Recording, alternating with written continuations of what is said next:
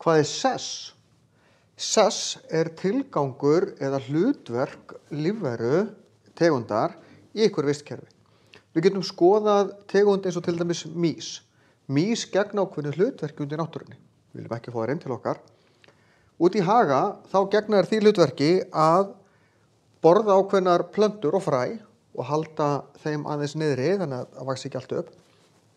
Þær eru fæða fyrir fullt af dýrum, til dæmis uglur eða smyrla eða þessuna refi.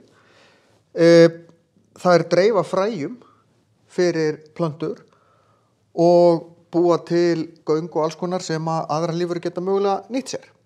Ef músin fer, þá getur einhver önnur lífvera komið og nýtt sér sessin. Því að í raunveruleikanum þá er þetta þannig að tvær lífverur geta ekki skipað sama sess í sama vistkerfi á sama tíma.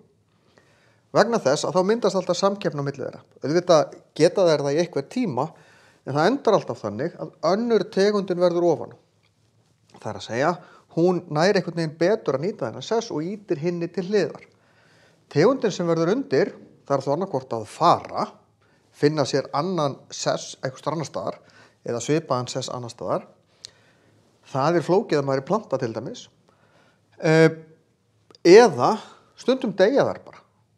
Deyja ekki endilega út, þær deyja út á þessu svæði eða hverfa af þessu svæði.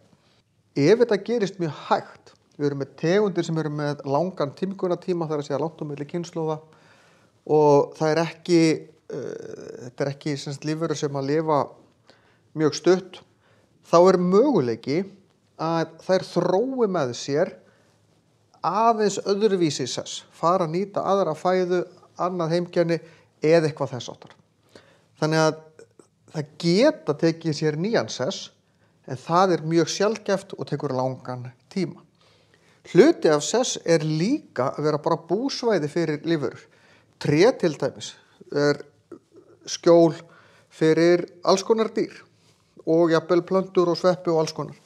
Þannig að sess er svolítið tilgangur eða hlutverk lífveru í vistkerfi.